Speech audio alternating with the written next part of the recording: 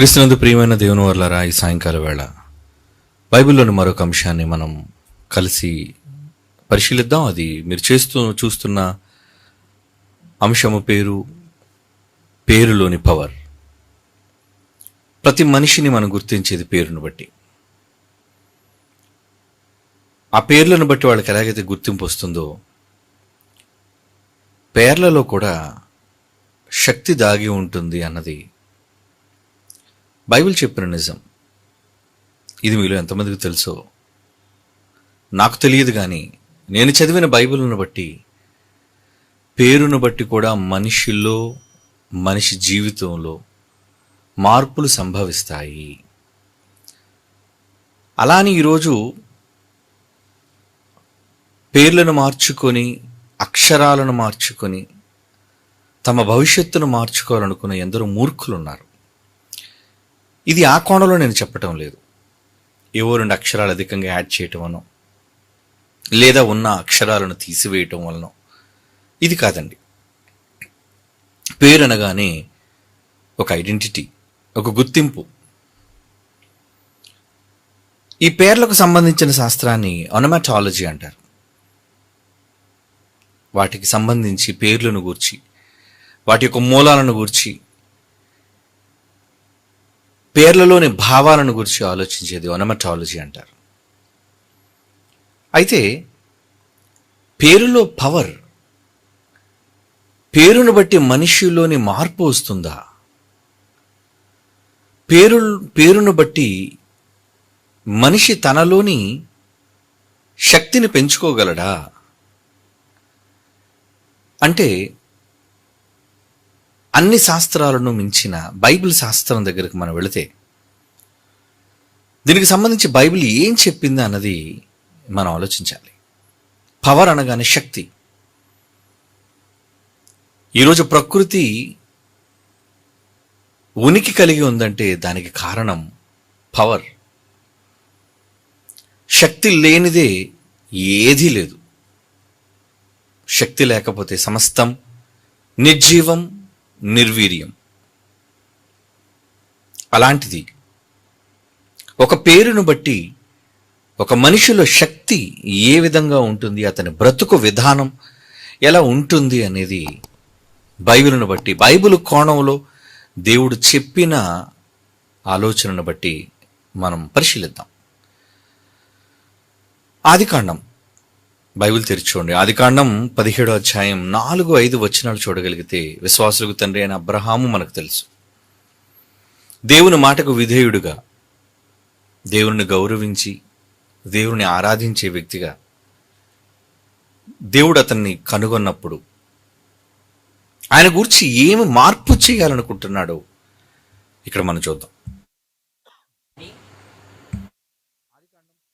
ఆదికాండం 17వ అధ్యాయం 4-5 వచనాలు. దేవుడు అతనితో మాట్లాడి, ఇదిగో నేను నియమించిన నా నిబంధన, నేను నీతో ఒక నిబంధన చేశాను.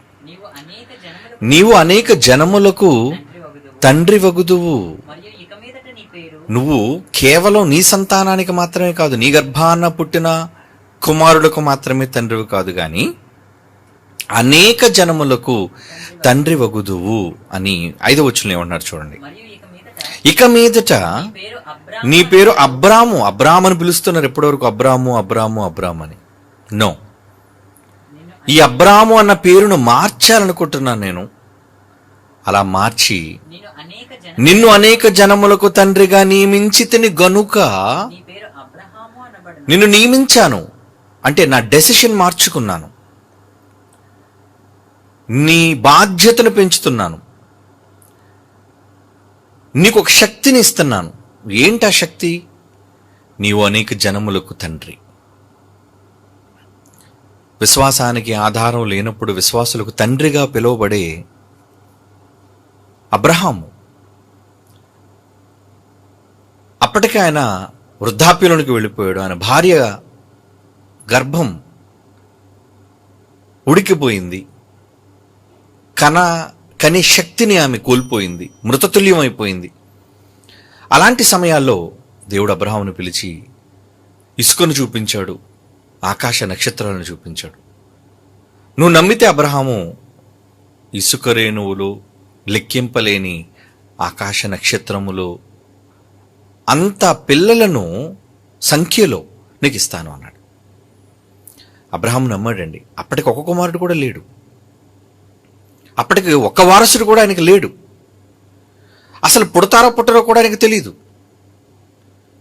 ఆ మాటను నమ్మాడు.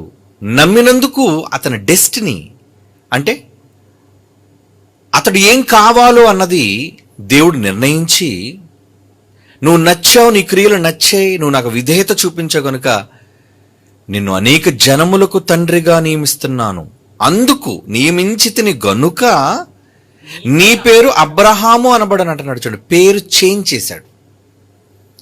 అప్పటి వరకు అతడు జస్ట్ ఒక అబ్రాము, అందరి వలె ఒక సామాన్యమైన ఒక తండ్రి. కానీ నేను నిన్ను ఎంపిక చేసి నీ పేరులో మార్పు చేయాలి. ఏమండి, అబ్రాహాముని విడిచిపెట్టేయచ్చు కదా, ఎందుకు అబ్రహాము అనాలి? ఏమండి, శక్తి ఇచ్చేది దేవుడు, అతని గర్భాన్ని పండించేది దేవుడు, అతని తరువాత జనాంగాలను రప్పించేది దేవుడు. ఇవన్నీ దేవుడైనప్పుడు అతని పేరులో మార్పు ఎందుకు జరగాలి? అది మీరు ఆలోచించాలి. అతని పేరులో ఎందుకు మార్పును చేయాలి దేవుడు? అవును, నీ మార్పే నీ భవిష్యత్తుకు పునాది.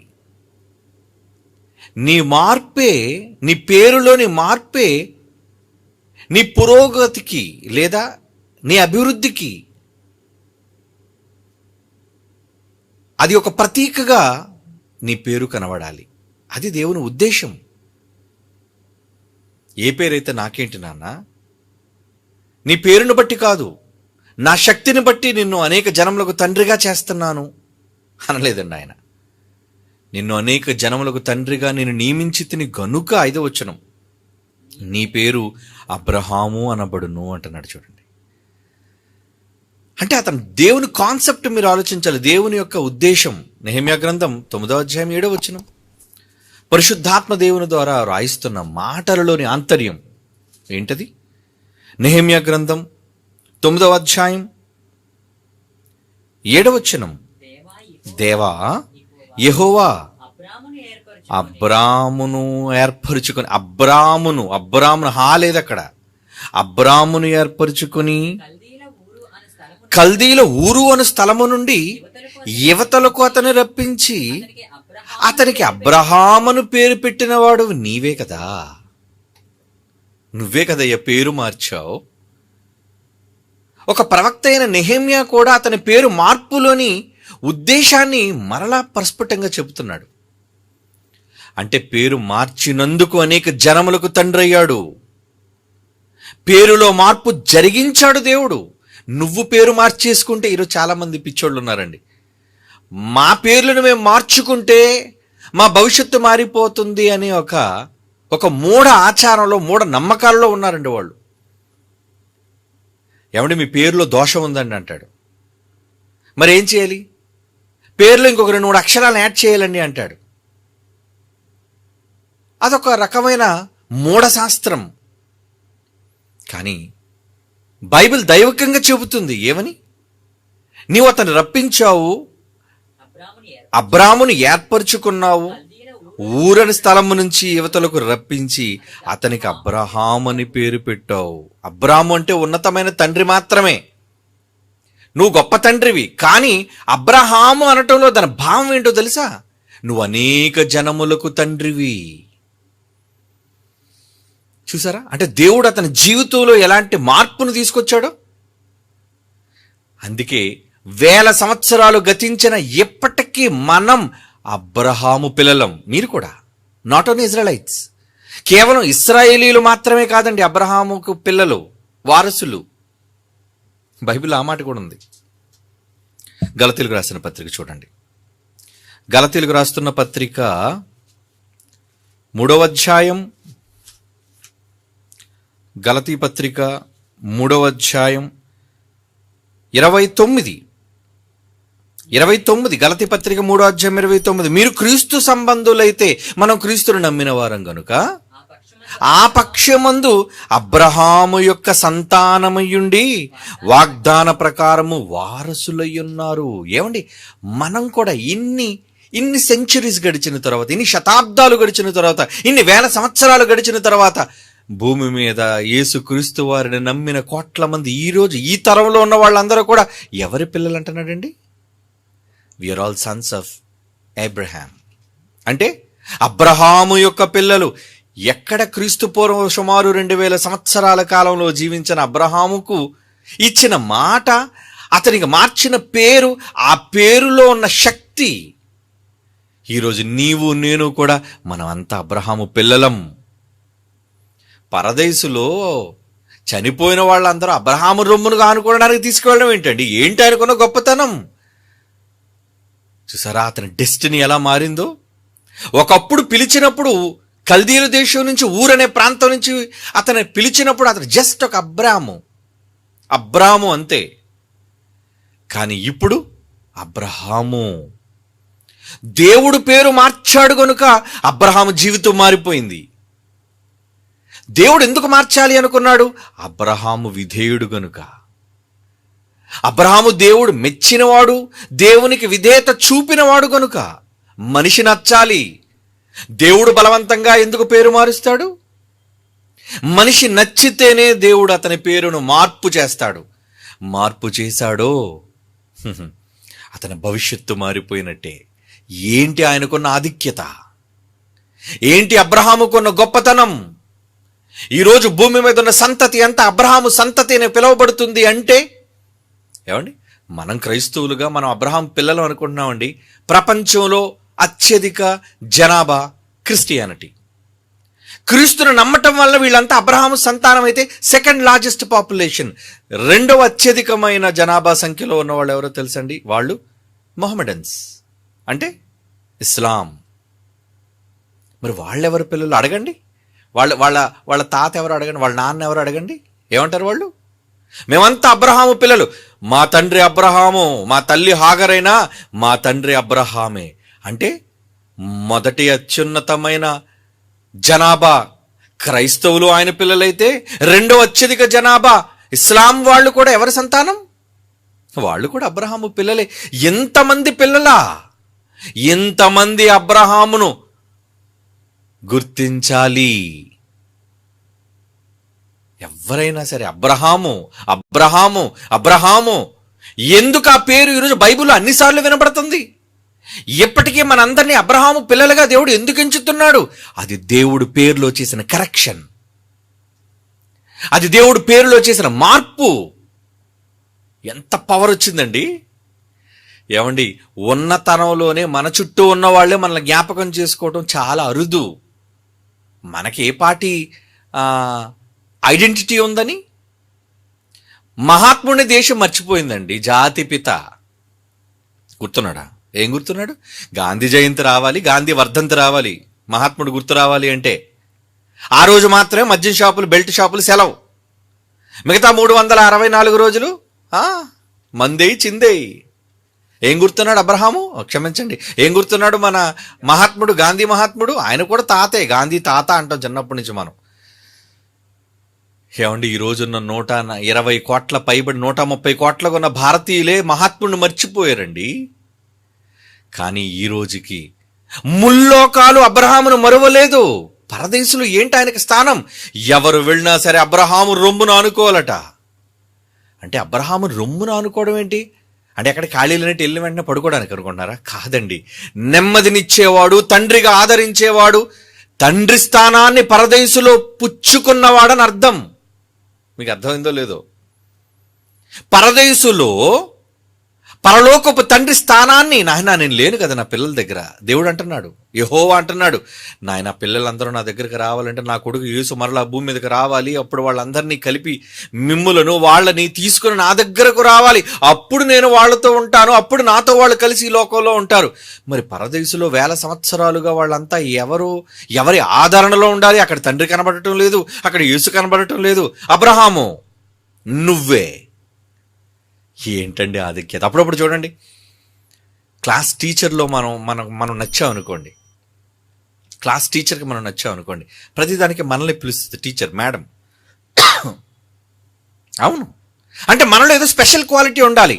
అయితే నువ్వు మంచి విద్యావంతుడు కావాలి, అంటే బాగా చదివే మెరిట్ స్టూడెంట్ అయినా కావాలి, లేదా ఎందులోనైనా సరే ప్రతిభ ఉన్న స్టూడెంట్ అయినా నీకు కావాలి. అప్పుడు టీచర్ ఎక్కడికైనా బయటకు వెళ్ళేది అనుకోండి, అప్పుడప్పుడు టీచర్, రాణి టీచర్ అని ఉండేది, నేను చదువుకున్న బెల్మాంట్ స్కూల్లో. ఆవిడ ఎక్కడికైనా బయటకు వెళ్ళినప్పుడు కమాన్ వాచ్ ద క్లాస్ ప్రసన్న అనేది, అంటే నువ్వు చూసుకో క్లాస్నని. అప్పుడు మిగతా వాళ్ళందరూ ఏమనుకుంటారు, ఏమిటి క్లాస్ ఈయనకి అప్పచెప్పి టీచర్ వెళ్ళిపోతుందంటే. అప్పుడు మనకెలా ఉంటుంది చెప్పండి. అప్పుడు నేను బల్ల దగ్గర నిలబడి నేనే టీచర్లా ఫీల్ అయిపోయేవాడిని. చూడండి, అందరూ వేలు వేయాలి నోటు మీద చెప్పేసి వెళ్ళిది.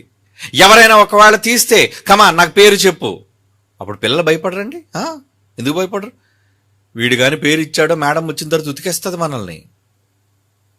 అంటే నీకు ఆ బాధ్యత అప్పచెప్పారు అంటే ఆ బాధ్యత నీకు ఇవ్వబడింది అంటే నువ్వు ఎందులోనో వాళ్ళకి నచ్చిన వాడవు. ఇది నిజమైతే పరదేశులో అబ్రహాము రొమ్మును ఆనుకొనడానికి కొనుక్కోవడం ఏంటండి? అబ్రహాము రొమ్ము అంటే ఏంటి? ఇదిగోండి ఈ ఛాతి భాగం. ఈ ఛాతి భాగంలో మనకు దక్కేదేంటో తెలుసండి?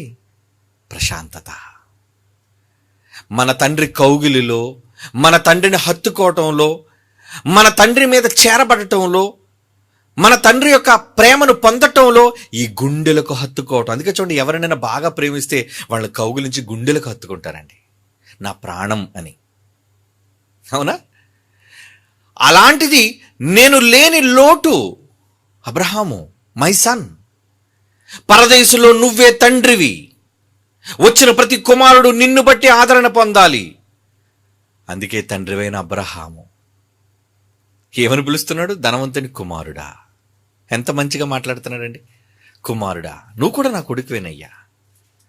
ఒక తండ్రి స్థానాన్ని అతను పొందాడు అంటే అది ఎందులో గొప్పతనం తెలుసా? దేవుడు మార్చిన పేరులో గొప్పతనం. That is the power of name. పేరులో ఉన్న పవర్. పేరు మార్చాడు, దశ తిరిగింది. దేవుడు మారిస్తే, నువ్వు మార్చుకుంటే కాదు. అప్పుడప్పుడు బాప్తిజం తీసుకుని వీళ్ళు పేర్లు మార్చేసుకుంటుంటారు. ఏమండి, మన స్టోటపురం దొంగలలో సింహాచలంలోని మరి స్వామివారి ఏమంటారు దాన్ని, కిరీటాన్ని కొట్టేసింది గజ్జెల దావీదు పేరు. ఏమండి, ఏంటి స్వామివారి కిరీటాన్ని కొట్టేసింది ఎవరండి? స్టోటపురం దొంగ గజ్జెల దావీదా? అంటే పేరైతే నువ్వు పెట్టుకున్నావు, దావీద్ అనే మహానుభావుడు పేరు. ఓరి మూర్ఖుడా, దొంగవా నువ్వు? ఈరోజు ఎంతమంది అలాంటి లేరు చెప్పండి? పెద్ద పెద్ద డాన్లు, పెద్ద పెద్ద స్మగ్లర్లు, పెద్ద పెద్ద నేరస్తులు, వీళ్ళంతా కూడా ఏమండి భక్తుల పేర్లు. ఏమండి, అండర్ వరల్డ్ డాన్, ముంబైలో బాంబు పేలుళ్ళు, భారతదేశం ఎప్పటికీ ఎదుగుతున్న తీవ్రవాది, ఉగ్రవాది దావూద్ ఇబ్రహీం, ఆడేం పేరు పెట్టుకున్నాడు? 2 పేర్లు పెట్టుకున్నాడు భక్తుల పేర్లు. ఒకటి దావీద్ అయితే ఇంకొకడు ఏమండి, ఇంకో పేరేంటి? అబ్రహాము గారు పేరు పెట్టుకున్నాడండి. మరి ఆడేడు, ఆడ అండర్ వరల్డ్ డాన్, దొంగ, కిరాతకుడాడు. పేరు పెట్టుకుని వాళ్ళలో ఏం మంచి వచ్చింది? ఏమండి, వాడి కష్టాలేవో, వాడి బాధలేవో, వాడు మూలుగుల్లో నొప్పులేవో, వాడు జబ్బు ఏదో వాడు తినేస్తుంది, వాడు బాధపడుతున్నాడు. ఏం సాధించింది ఏం లేదు. ఏదో పేర్లు మనం మార్చుకుంటే ఏదో జరిగిపోద్ది అనుకోనేది అపోహ. అందుకే అంటున్నాను, అనటమాలజీలో పేర్లు మార్చేస్తాం, మీ దశ తిరిగిపోద్దని ఈ దొంగ సన్నాసులందరూ కూడా డబ్బు చేసుకుంటున్నారు. అంత దొంగలు. పేరు దేవుడు మార్చాలి. దేవుడు మారిస్తే నీ స్థాయి మారిపోతుంది. అదేనండి పేరులో ఉన్న పవర్. ఒక అక్షరం తేడా అండి. ఎందుకే దేవుడు ఏం యాడ్ చేశాడు అందులో? అబ్రాహాముకి మధ్యన ఇంకొక అక్షరం పెట్టాడు, హా. అబ్రహాము అన్నాడంతే. అంతేనండి. ఎంత గొప్పవాడుగా మారిపోయాడు. అలా గొప్పవాడిగా మారడానికి పేరు కారణం. మర్చిపోకండి, పేరు పేరు పేరు. ఏమిటి, పేరులో ప్రాముఖ్యత లేకపోతే దేవుడు ఎందుకు? పర్లేదు నాయన, పాత పేరు ఉండనీరా, నీ క్యారెక్టర్ నాకు ముఖ్యం, కానీ నీ పేరేదైతే ఏంటి అనలేదు. No, name change. నీ పేరు మార్చేస్తాను నేను. నీ పేరే కాదు నాయన, మీ ఆవిడ కూడా పిల్లు. ఎవరావిడ? ముసలావిడ, నీ భార్య. షారాయి కాదు. ఏం చేస్తాను నేను ఆవిడని? అమ్మా, నీ పేరు ఇక షారాయి అనబడదు, నీ పేరు షారా. చూద్దాం ఆ మాట కూడా. ఆదికాండం అదే 17వ అధ్యాయంలో 15-16 వచనాలు చూడండి. ఆదికాండం 17వ అధ్యాయం 15-16 వచనాలు. మరియు దేవుడు నీ భార్య అయిన శారాయి పేరు శారాయి అనవద్దు, ఎందుకంటే ఆమె పేరు శారా మార్చాను నేను ఆమెను ఆశీర్వదించి గర్భాన్ని పండిస్తున్నాను. హాగర్ని ఆశీర్వదించలేదు, నేను శారాని ఆశీర్వదించాను. ఆమె వలన నీకు కుమారుని కలుగజేసేదను, నేను ఆమెను ఆశీర్వదించేదను. ఆమె జనములకు తల్లి అయ్యుండును. జనములకు తల్లి, జనముల రాజులు ఆమె వల్ల కలుగుతారని అబ్రహాముతో చెప్పాను. రాజులు రావాలి అంటే ఆ గర్భవాసము నుంచే రావాలి. ఎందరు రాజులు వచ్చారండి ఇశ్రాయేలీలో, ఎందరు రాజులు. ఇప్పటికీ ప్రపంచాన్ని ఏలుతున్న ప్రపంచ చక్రవర్తి అయిన యేసు క్రీస్తునే ఒక మహా చక్రవర్తి రాజు ఎవరి గర్భాన్ని వచ్చాడు? శారా గర్భాన్ని వచ్చినవాడు. పేరు మారిస్తే రాజులు గర్భాన్ని వస్తున్నారు చూడండి. అబ్బా, నీ గర్భం ఎంత గొప్పది అమ్మా, నీ గర్భం ఎంత గొప్పది. నీ గర్భాన్ని పాడు చేసుకోలేదు నువ్వు కనిపించే ప్రతి మగాడితో పోయి. యజమాని అని నీ భర్తకు లోబడ్డావు. ఎవరిని మోసగించలేని గర్భం అమ్మా నీది. ఏమండి, చాలామంది పెళ్లికి ముందు ఇష్టానుసారంగా తిరిగేసి ఏమీ తెలియని అమాయకుల్లాగా పెళ్లి చేసుకున్న మగాడిని మోసం చేసి తాళి కట్టించేసుకుంటారండి. లేరా అలాంటి వాళ్ళు సమాజంలో? ఎందుకు లేరు? మగోళ్ళలోనూ అలాంటి వాళ్ళు ఉన్నారు, ఆడోళ్ళలోనూ అలాంటి ఉన్నారు. ఏమండి, వాడికి తెలీదు. పెళ్లి కాకముందు ఇవిడ పరిస్థితి ఏంటో, ఎలా ఉండేవారో తెలీదు. దేవుడు ఏం చేస్తున్నాడు? చూస్తున్నాడు. నువ్వెలా ఉన్నావు. నిన్ను ఆశీర్వదించాలి అంటే నీ క్యారెక్టర్ నాకు కావాలమ్మా. పెళ్లి చేసుకున్నప్పటి నుంచి భర్త బయలుదేరుతుందంటే వెనక్కి తీసే భార్యలు ఉన్నారు. అబ్రహాం బయలుదేరాడు కదండి, ఊరైన పట్టణంలో రా అని పిలిచాడు అబ్రహాంని. శారాతో ఏం పెళ్ళలేదు. దేవుని మాట శారాకు వినబడలేదు, అబ్రహాంకు వినపడ్డది. అప్పుడు అబ్రహాం ఇంటికి వచ్చి, అమ్మాయి, దేవుడు నాకు కనబడ్డాడు, నన్ను ఈ ఊరుడు వచ్చేయమంటున్నాడు, ఎక్కడో వాగ్దాత దేశం అటు ఇస్తాడట. ఊరుకోండి, మీకు పని పాటు లేదా? మీకు ఇన్ని వేల మందలు గొర్రెలు ఇవన్నీ పట్టుకొని ఎక్కడికి వెళ్ళిపోతారు? ఏమంటే ఊసెడుతుంది ఇంటోళ్ళతోని, ఎవరు పుట్టింటోళ్ళతో. అమ్మ చూడే, ఈయనకి ఏం పిచ్చి పట్టిందో ఈ టైంలో బయలుదేరిపోతాడట. ఎక్కడికి అడిగితే చెప్పట్లేదు, మరలా అడుగుతారు కదండి. ఏమండి, ఈ సంభాషణ జరగలేదని మీరు అనుకుంటున్నారా? శారా పేరు మార్చాడంటే ఊరకనే మార్చలేదు. That is the power. ఊరకనే పేరు గొప్పతనం రాదు. నువ్వేదో శారా అని పేరు పెట్టుకున్నంత మాత్రం ఉత్తమరాలు కావు. ఆ గజ్జల దావీదు లాంటి దానివి నువ్వును. పేర్లు పెట్టుకున్న ఉత్తమరాళ్ళు అందరూ కాదు. ఆ పనికి మాలిన దౌర్భాగ్యాల కోసం మనం చెప్పని చూసా, సమంత రూత్ ప్రభు అట. పనికి మాలింది. బైబిలులోని పవిత్రురాండ్రైన భక్తురాండ్ర పేరు పెట్టుకొని నీ వేషం ఏంటి, నీ భాష ఏంటి, నీ నృత్యాలు ఏంటి? దౌర్భాగ్యురాలు. వేరొకరి కోసం అంటలేదు. Christian, because you're a Christian. నువ్వు క్రీస్తును అవమానించి ఆ పేరును అవహేళన చేస్తున్నావు. నువ్వు తప్పు. పెట్టుకో, పోకిరి పేర్లు పెట్టుకో బయటికి పోయి. ఆ మాత్రం దాన్ని క్రైస్తవురాలని నువ్వెందుకు చెప్పుకుంటావు? నీకు పేరు పెట్టి నీ తల్లిదండ్రులకు సిగ్గు లేదు. వాళ్ళంతా ఎవరు? గుడిలో భజన చేసే దొంగ క్రైస్తవులు వాళ్ళంతా. ఎక్కడ చూడండి, తెల్లవారు లెగిస్తే ఆ దరిద్ర పాట ఎక్కడో వినబడుతుంటుందండి. మీరు నమ్మరండి, పిచ్చుకోపం వచ్చేస్తుంటుంది నాకు ఆ పాట వింటుంటే. పిచ్చుకోపం వచ్చేస్తుంటుంది ఆ పేరు. చిన్న చిన్న పనికి మాలిన, ఏమంటే ముక్కు పచ్చలారిని చిన్న పిల్ల నోటు అప్పుడు అదే పాట. మొన్న ఒక వీడియో చూసారండి, ఆశ్చర్యపోయినండి బాబు. ముక్కులో ఆటల్లోని నోట్లలోని పెట్టేసి ఆవిడ ఐసీలో ఉందండి, పాట పాడుతుందండి ముసలిది. నాకు ఇంకా బీపీ వచ్చిందండి.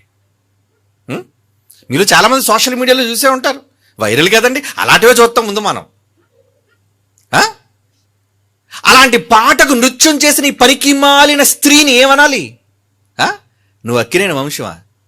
నీ దరిద్రం వదిలిపోయింది నిజంగాలికి. నువ్వేం క్రైస్తవురాలివి? పేరు మళ్ళా పెట్టుకున్నావు ఏమని? రూత్ అని. ప్రభు, యేసు ప్రభుకి ఎసరు పెట్టావు తల్లి నువ్వు.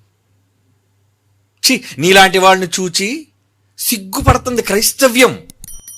ఎందుకు మీలాంటి వాళ్ళు క్రైస్తవులను చెప్పుకుంటారు? వదిలేయండి దిక్కుమాలి, మేము క్రైస్తవులు కావని చెప్పుకొని మీ వచ్చినట్టుగా ఊరి మీద తిరగండి, నష్టమేమీ లేదు. పవిత్రమైన పేర్లు ఎందుకర్రా పాడు చేస్తారు? పేరులో ఉన్న శక్తులు మీకు తెలియదు.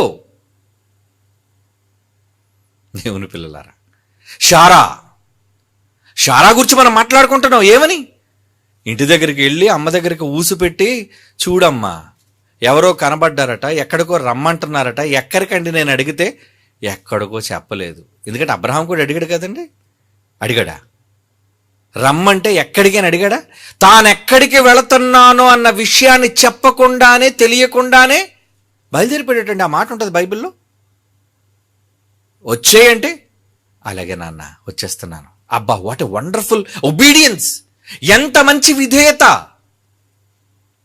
అలాంటి విధేయుడైన అబ్రహాముకి ఎంత విధేయురాలైన భార్య! ఏంటా విధేయత? చూడు, ఉదయానికల్లా మొత్తం టెంట్లో ఉన్న సామాన్లని మూట కట్టేది. టెంట్లే కదండి వాళ్ళు, మొత్తం మూటా ముళ్ళు అన్ని కూడా సంచులు కట్టేయి, బయలుదేరిపోవాలి. ఇదేంటండి ఇంత సడన్గా చెప్తున్నారు? ఏమంటే మీరు వెళ్తే అలా నేను మాత్రం రానండి. ఏంటి, నా బంధువులందరూ ఇక్కడ ఉన్నారు, నా వాళ్ళందరూ ఉన్నారు, నా బీరకాయ పీచ్ అంతా ఎక్కడ ఉంది, పీచునంతా తెంపుకొని ఎలా రమ్మంటారు అని అనలే. షారా గురించి ఏం మాట రాయబడింది? యజమాని. ఎలా పిలిచిందటండి భర్తని? మై లార్డ్, యజమాని. మొదటి పేతురు పత్రిక 3:6 అండి. ఎలా పిలుస్తుంది ఆవిడ? ఆ ప్రకారం షారా అబ్రహాముతో యజమానుడు అని పిలుచుచు అతనికి లోబడి అదండి. లోబడ్డం అంటే ఏంటి? భార్యలు లోబడ్డం అంటే ఏంటి? ఏమనుకుంటున్నారు లోబడ్డం అంటే? నటించడం కాదు. ఏ అమ్మాయి చెప్పు, ఇది కాదు. ఓవర్ యాక్షన్ వద్దు. చాలా మంది ఇలాంటి ఓవర్ యాక్షన్ చేస్తుంటారు. వెళ్ళిపోయిన తర్వాత అనుభవించు రాజా అలా ఉంటారు వాళ్ళు. ఇంట్లో పోయాడు రా శనీశ్వరుడు గదిలోంచి, మనకి మళ్ళీ సాయంత్రం వరకు రాడు. పట్టుకో ఫోను, చేయి నీకు నచ్చింది, చూడు నీకు నచ్చింది, ఆ దిక్కుమల సీరియల్ చూడు. అంతా లేడీ విలన్లే అందులోని. అంతా ఒకరితో ఒకరు కుటుంబాలకు కలహాలు, గొడవలు. నీ కుటుంబంలోని గొడవలే పోర్లు సరిపోక మళ్ళా ఊరి మీద ఉన్న ఆ సీరియల్లో తగులని నీకెందుకే తల్లి? ఏమండి ఇలాంటి ఆడవాళ్ళు లేరు అనుకున్నారా? అబ్బో, ఎందుకు లేరు? అమ్మలక్కలు, వృద్ధ స్త్రీలు, ముసలావిడికే చచ్చిపోయి చావు బతుకులు ఉన్నదానికే పాట ఎక్కేసి పాట పాడుతుంది అంటే హంచేస్తుంది పాట. నాకు వేయడానికి కూడా ఇష్టం లేదండి, చూపిద్దాం అనుకుని ఆ పాట చూపించడానికి మళ్ళీ వీలు లేదు ఇక్కడ. అసహ్యం. దేవుని పిల్లలారా, షారా నిజంగా ఆ పేరును మార్చాడు అంటే ఎందుకు పేరు? నాయనాన్ని అబ్రహాం నీ పేరు మార్చాను ఆయన, నువ్వు చాలు, మీ ఆవిడ పేరు నేనే మార్చని అవసరం లేదు అనుకోలేదు. నో, నువ్వెంత ఉత్తముడువో నిన్ను వెంబడించే నీ భార్య కూడా అంత ఉత్తమురాలు. తల్లండి, షారా తల్లి. అందుకే వెళ్ళిపోమని చెప్పినప్పుడు దేవుడి దగ్గరికి వచ్చి అబ్రహాం అంటున్నాడు, ఏంటి షారా పంపించేయమంటుంది, ఏం చేయమంటావు? నీ భార్య చెప్పింది చేయిపో అన్నాడు. మీ ఆవిడ చెప్పినట్టు చెయ్యి. ఏంటి భార్యకు లోపడమంటున్నాడు? భార్య చెప్పింది నిజం, చేయి. అలాగా షారా చెప్పు ప్రతి విషయములో ఆమె మాట విను అనేశాడు. ఆదికాండం 21:12 దేవుడిచ్చాడు శాసనం. పెళ్లి చేసుకోమన్నప్పుడేమో దేవుడి దగ్గర ఎంక్వైరీ లేదు నీకు. ఏమంటే నా దాసితో పోన్నప్పుడు మాత్రం దేవుడి దగ్గర ఎంక్వైరీ చేశాడా? నువ్వు మాటిచ్చావు ప్రభా, పక్కన అరేబియన్ లేడీ ఒకరుతుంది, చూస్తే నిగనగలాడుతుంది, నేను చూస్తే ముసలోడిని, నాకు పండగలాగా ఉంది, వెళ్ళమంటావు వద్దంటావు? అక్కడ ఎంక్వైరీ లేదండి అబ్రహాం గారికి. గొడవ వచ్చేసిన తర్వాత, సమస్య వచ్చిన తర్వాత పొమ్మంటే అప్పుడు దేవుడి దగ్గరికి వెళ్ళాడు. ఇలా పొమ్మంటుంది, ఏం చేయమంటావు? వెళ్ళు. మొదట నా దగ్గర రాలేదు కదా నువ్వు, మీ ఆవిడ చెప్పింది చెయ్యి. ఎందుకు భార్యకు విధేయుడు కమ్మన్నాడు తెలుసా? నీ భార్య మంచిది, ఉత్తమురాలు, నీతో కూడా వచ్చింది. నిజంగా సహజంగా మన హైందవ సోదరులు వాళ్ళ యొక్క నమ్మకాలలో, వాళ్ళ ఏమంటారు దాని, హైందవ గ్రంథాలలో, రామాయణం అనే చరిత్రలో అండి, నిజంగా రాముడు అడవులకు వెళ్ళేటప్పుడు సీత వచ్చేసిందా? వచ్చేసిందటండి. ఎంత చక్కగా చెప్తారు వాళ్ళు. అంటే భర్తకు విధేయురాలు. అరణ్యాల్లో ఉండటం కోసం అంటే భర్తే ముఖ్యం నాకు, ఇంటి వారి కన్నా, ఇక్కడున్న రాజ్యం కన్నా. అవును, భార్య అంటే అలాగే ఉండాలి. భర్త కష్టాలలో, కన్నీళ్లలో, సంతోషాలలో, ఆనందాలలో, దుఃఖాలలో పాలు పంచుకునేదే నిజమైన భార్య. మరి ఇప్పుడు తేడా వస్తే పెట్టి సర్దేసి పుట్టింటికి వెళ్ళిపోతాను నేను. ఎందుకు తాళి కట్టావు? నీ భర్తతో ఉండవా? నీ భర్తతో నువ్వు నీ భర్తకి నీ సేవలు అందించవా? సేవలకి నీకు ఒక నమస్కారం, నేను సేవ చేయడానికి నీకు దగ్గర ఉండలేను, వెళ్ళిపోతాను మా పుట్టింటికి. ఈరోజు ఎంతమంది భార్యలు అలాగ వెళ్ళిపోతున్నారు. వాళ్ళ పేర్లు గొప్ప అనుకున్నారేంటి? తర్వాత ఉంటుంది రెండు పాటల్లో వాళ్ళ పేర్లు ఎంత అసహ్యించుకున్నాడు దేవుడు. ఛీ, నీ పేరు చెప్తే కడుపులు తిప్పుతుంది, ఆపేయ్ అంటాడు దేవుడు. అన్నాడు, హేయమైనది నీ పేరు, నచ్చటం లేదు నీ పేరు, నాకు పేరు మారుస్తాడా? ఛీ, నీలాంటి వాళ్ళకి పేరు మార్చకూడదు. మారుస్తాను, మార్చి కూడా నిన్ను ప్రమాదంలో నెట్టేస్తాను అన్నాడు. అబ్బో, నిజంగా బైబిల్లో మాటలు చదువుతుంటే ఇలా కూడా దేవుడు చేస్తాడా? ఎప్పటి వరకు ప్రపంచాన్ని బైబిల్ను ఒక కోణంలోనే చదివింది ఈ ప్రపంచం. బట్ సరికొత్త కోణంలో బైబిల్లో ఉన్నది ఉన్నట్టు పరిశీలించి పరిశోధించి ప్రకటించడం ఆరంభించింది one and only Bible open university India international in the entire world. ప్రపంచంలో ఒకే ఒక్కటి, దట్ ఈస్ క్రైస్ట్ చర్చ్, క్రీస్తు సంఘం. ఎవరని చెప్పారా? ఎవరు చెప్పలేరండి. ఎందుకు ఇంత ధీమాగా చెప్తాను తెలిసి? ఎవరి దగ్గర కాపీ కొట్టిన ప్రసంగాలు కావివి, ఎవరి దగ్గర ఎరువు తెచ్చుకున్న మెసేజ్ అంతకన్నా కావివి. బైబిల్ చదివితే దేవుడికి నేర్పించిన సారాంశాలవి, వాళ్ళ జీవిత పరమార్థాలవి. ఏమండి, ఎంత గొప్పదండి శారా తల్లి. అన్నిటినీ మోటాముళ్ళు సర్దింది, సొంత వాళ్ళని, బంధువుల్ని అందరినీ వదిలేసుకుంది, భర్త వెంబడే వెళ్ళిపోయిందండి. What a wonderful wife. ఉత్తమురాలని ఇల్లాలు, ఉత్తమురాలు అమ్మ. అందుకే నీ గర్భాన్ని పండిస్తాను, నీ గర్భాన్ని ప్రపంచ రాజులను రప్పిస్తాను. అదే చూడండి, ఆ మాట అర్థం అదే. ఆదికాండం 17:15-16. మరియు దేవుడు నీ భార్య అయిన షారాయి పేరు, షారాయి అనొద్దు, అబ్రాహామును వాళ్ళ పిల్లొద్దు, షారాయి ఈ ఏంటి, ఆ ఈ వద్దు, తీసేయి. యాలి అనగా ఆమె పేరు షారా. అబ్రాహాంకేమో పేరు అక్షరం యాడ్ చేశాడు, ఈమెకేమో ఒక పేరు సబ్స్ట్రాక్ట్ చేశాడు. యాడిషన్ అక్కడ, సబ్స్ట్రాక్షన్ ఇక్కడ. అబ్రాహాంకేమో హా కలిపాడు, షారాయికేమో ఈ తీసాడు. అంటే పేర్లు కలపటాలు, పేర్లు తీయటాలు, పేర్లు మార్చడాలు, ఆ మార్చటంలో ఉన్న పవర్, శక్తి దేవుడు మార్చాలి, నువ్వు మార్చేసుకోకు. ఏమంటే ఈ రోజు నుంచి నా పేరు గొప్ప పేరు మార్చేసుకుంటారు. ప్రపంచంలో ఎవడైతే గొప్పవాడు ఉన్నాడు ఆడి పేరు పెట్టేసుకుంటారు. పెట్టుకుంటే ఏం ఉపయోగం? నువ్వు పేర్లు మార్చుకోవడం ఏ ఉపయోగం లేదు. ఏం చేయాలో బైబిల్ని అడిగితే చెబుతుంది, కరెక్ట్గా బైబిల్ చెబుతుంది. అందుకే చదవండి ఆ మాట. 16వ వచనం, నేను ఆమెను ఆశీర్వదించి ఆమె వలన నీకు కుమారుని కలుగజేసేతను, అతడే వారసుడు నాయన, నీకు వారసుడు. ఇంకేమన్నాడు? నేను ఆమెను ఆశీర్వదించేది, నేను బ్లెస్ చేస్తాను ఆమెను. ఆశీర్వాదం. దేవుడే ఆశీర్వదిస్తే ఎంత గొప్ప విషయం, దేవుడు ఆశీర్వదిస్తే ఎంత గొప్ప వరం అది. ఆమె జనములకు తల్లి అయి ఉండును, జనముల రాజులు ఆమె వల్ల కలుగుదురు, జనాలను ఏలే రాజులను పుట్టిస్తాను. ఆమె కడుపులో నుంచే రావాలి.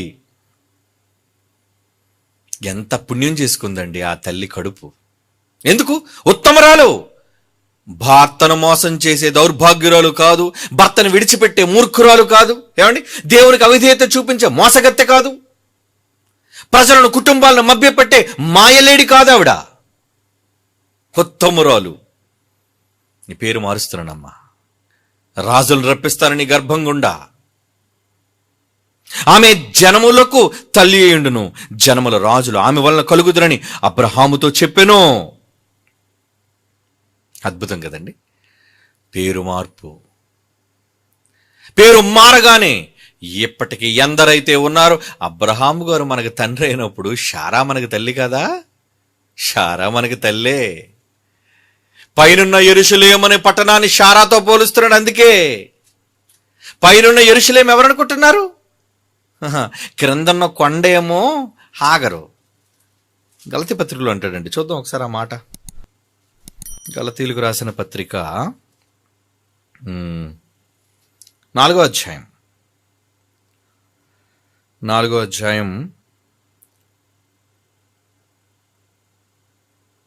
24. ఈ సంగతిలో అలంకార రూపముగా చెప్పబడి ఉన్నవి. ఈ స్త్రీలు 2 నిబంధనలై ఉన్నారు. వాటిలో ఒకటి సేనాయి కొండ సంబంధమైనది, దాస్యములు ఉండుటకు పిల్లలను కనును. ఇది హాగరు. ఈ హాగరునన్నది అరేబియా దేశములను సేనాయి కొండయే. ప్రస్తుతమందున్న యెరూషలేము దాని పిల్లలతో కూడా దాస్యమందున్నది గనుక ఆ నిబంధన దానికి దీటై ఉన్నది. అయితే పైనున్న యెరూషలేము స్వతంత్రముగా ఉన్నది, అది మనకు తల్లి. హాగరని చెప్పాడు. మరి ఇంకొక ఆమె ఎవరు? షారా, ఆమె నీకు తల్లి. అబ్బా, పరలోకంలో ఏమండి యెరూషలేము అంటున్నాడు చూడండి. అయితే పైనున్న యెరూషలేము స్వతంత్రముగా ఉన్నది, అది మనకు తల్లి, అది మనకు తల్లి. 30. ఇందుని గురించి లేఖనం ఏం చెప్పుచున్నది? దాసిని తన కుమారుని వెళ్ళగొట్టము, దాసి తన కుమారుని స్వతంత్రాలు కుమారుతో పాటు వారసుడిగా ఉండడు. కాగా సహోదరులారా, మనం స్వతంత్రురాలి కుమారులమే గాని దాసి కుమారులము కాము. ఎవరా స్వతంత్రురాలు? ఆమె షారా అండి. షారా అబ్రహాముని నిజంగా అంత గొప్ప తండ్రిగా నిలబెట్టి జనాలందరికీ తండ్రిగా ఆయనని చేస్తే ఆదాం కూడా కాలేకపోయాడండి. ఆదాం కోసం అన్నాడా? ఆదాం కోసం చెప్పలేదండి. జీవం కలిగిన ప్రతివానికి తల్లి, శరీరాన్ని బట్టి జీవం కలిగిన ప్రతివానికి భూమి మీద తల్లి అవ్వానన్నాడు. కానీ స్వతంత్రాలి కుమారులు ఎవరు? మనమంతా ఎవరి పిల్లలం చెప్పండి? షారా పిల్లలం, హాగర్ పిల్లలం కాదు మనం. ఎంత గొప్పగా షారాని తీర్చిదిద్దాడు, ఎంత గొప్పగా ఆమె పేరులోని మార్పును తీసుకొచ్చి ఇంత గొప్పగా చేశాడు. చూసారా ఆమెని? కారణం ఆమె భక్తురాలు. షారా గొప్పది, షారా ఉన్నతమైన విశ్వాసం కలిగినది. ఆదికాండం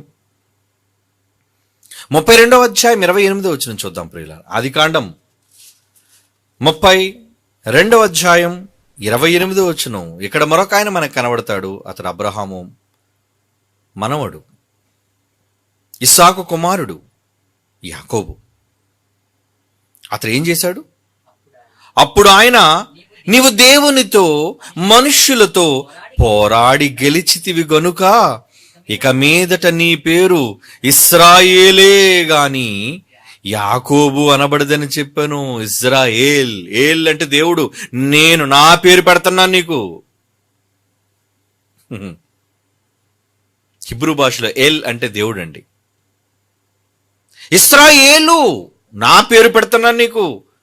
యాకోబు అంటే నువ్వు మోసగించేవాడవనో వంచన చేసేవాడవనో వద్దు నాయన, ఈ పేరు వద్దు. కమాన్, నేమ్ చేంజ్, నీ పేరు మార్చేస్తున్నాను. ఇక మీదట నువ్వు నాయకుడు కాబోతున్నావు. అబ్రహాము గర్భాన పుట్టిన మరొక గొప్ప నాయకుడు, దేవుని చేత దీవించబడిన నాయకుడు, పట్టు వదలనివాడు.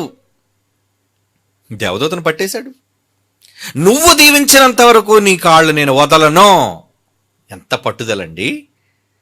తన కుటుంబాన్ని, తన జనాంగాన్ని కాపాడుకోవడానికి యాకోబుకున్న పట్టుదల. దేవునితో పెనుగులాడాడట, దేవునితో పోరాటం చేశాడట. ఏమండి, దేవుని సాధించడానికి ఎంత తెగించి ప్రయత్నం చేశాడండి.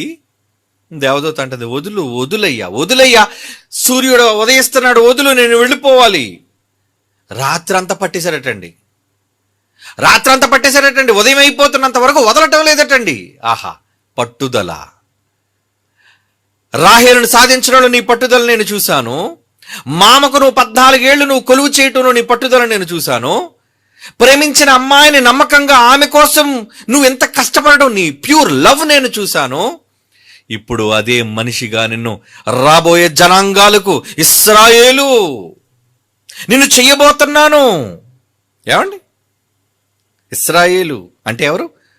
దేవునితోనే పోరాడువాడు, దేవుని కుమారుడు, దేవుని నామాన్నే ధరించినవాడు, దేవుడిని తన పేరులో కలిగినవాడు. ఇశ్రాయేలు ఎంత గొప్పవాడయ్యాడండి.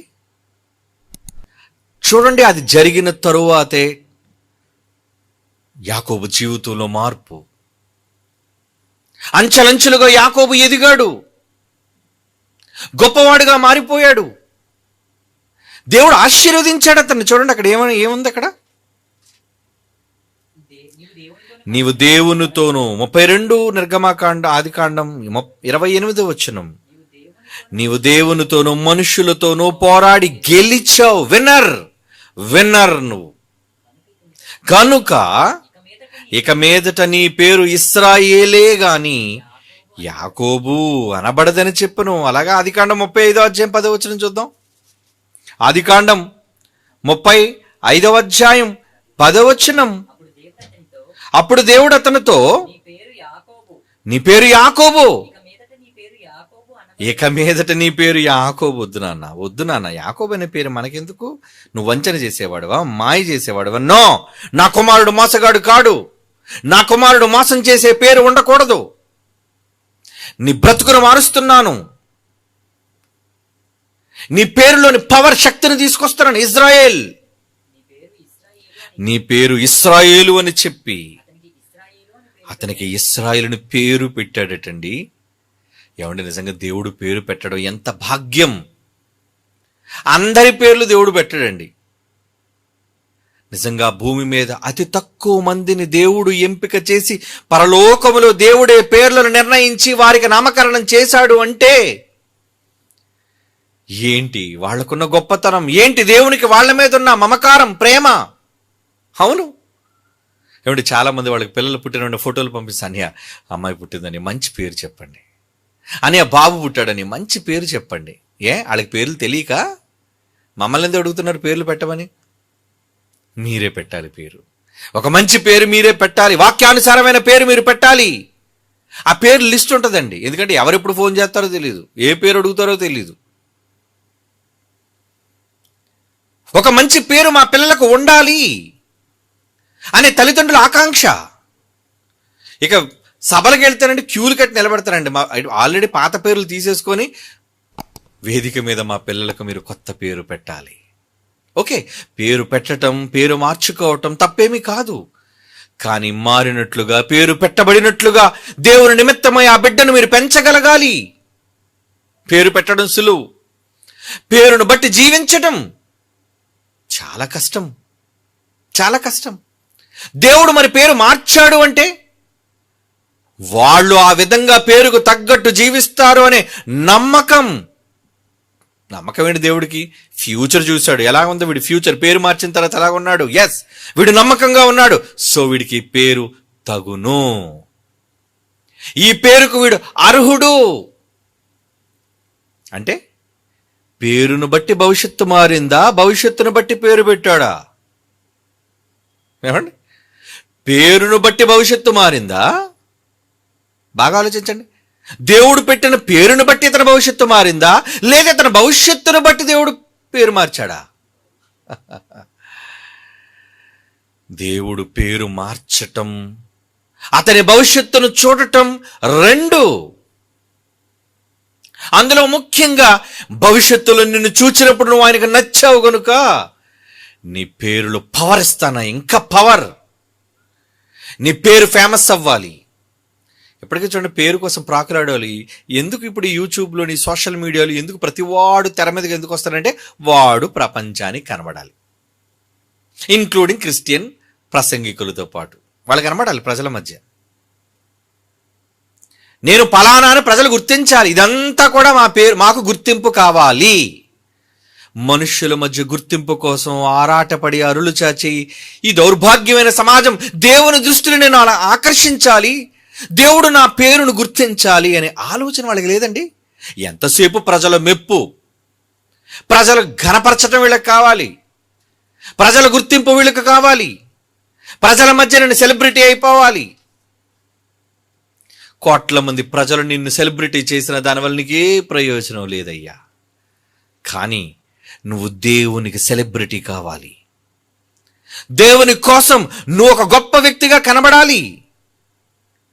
దేవుడు నిన్ను ఒక గొప్ప వ్యక్తిగా, ప్రముఖమైన వ్యక్తిగా గుర్తించాలి. గుర్తించాడు అంటే పేరును మారుస్తాడు. ఎవరికి మారుస్తాడు? ఏమండి, అప్పుడైతే దేవుడు వాళ్ళతో మాట్లాడాడండి, పేర్లు మార్చాడండి. మరి మా సంగతి ఏంటండి? మీ పేర్లు కూడా మార్చబడతాయి. అదే సబ్జెక్టు. మీ పేర్లు కూడా మార్చబడుతున్నాయి. కానీ మార్చాడా లేదా ఎలా తెలుస్తుంది? ఎలా అండి తెలుస్తుంది? అది తెలియాలి అంటే నెక్స్ట్ క్లాస్, టైం అయిపోయింది కదా, నెక్స్ట్ క్లాస్లో మాట్లాడుకుందాం. కళ్ళు మూసుకొని ప్రార్థన చేసుకుందాం. పరిశుద్ధమైన తండ్రి, నాయనా, తల్లి గర్భాన్న పడినది మొదలుకొని మమ్మలను గుర్తించి, మమ్మలను సేదదీర్చి, మమ్మల్ని నడిపించి, గర్భమందు ప్రాపకము చేసి, మాకు శరీరాన్ని నిర్మించి, మీ కన్నులతో చూసే గొప్ప ధన్యతను మేము పొందినందులకు మీకు కృతజ్ఞతాస్తుతులు చెల్లించుచున్నాము నాయన. మా పేరు మీరు పెట్టాలి. అనేక మంది నీ ప్రియమైన పిల్లలకు పేరులోని మార్పు చేసినట్లుగా మా పేర్లను కూడా మార్చండి తండ్రి. మీకు విధేయులుగా ఉండాలి అనుకుంటున్నాం. ఈ శరీరంలో ఊపిరి ఉన్నంత వరకు మీ కొరకే బ్రతకాలి అని తపన పడుతున్నవాడు. మనుషులు గుర్తింపు కోసం మేము ఆరాటపడటం లేదు, కానీ మాకు జన్మనిచ్చి ఊపిరినిచ్చిన మా కన్న తండ్రి అయిన మీ గుర్తింపు మాకు కావాలి. మీ కనుదృష్టి మాపై పడాలి. దయించి నీ ప్రియమైన పిల్లలుగా మీ కుమారుడు ద్వారా మమ్మల్ని స్వీకరించినందుకు ధన్యవాదాలు. అందుకు మా పేర్లను కూడా మార్చండి తండ్రి. మా పేర్లను మార్చటం వలన భవిష్యత్తులో మీ నామాన్ని ఘనపరిచి మీ పేరును ప్రపంచంలోనే ఉన్నతమైనదిగా చూపించే గొప్ప వరాన్ని నీ పిల్లలుగా, నీ దాసులుగా, నిష్ప్రయోజనమైన సేవకులుగా మాకు అనుగ్రహించవలసిందిగా మిక్కిలి వినయంతో వేడుకుంటూ క్రీస్తు యేసు వారి అమూల్యమైన నామములు ఈ ప్రార్థన మీకు సమర్పించి వేడుకొనుచున్నాము తండ్రి. ఆమేన్.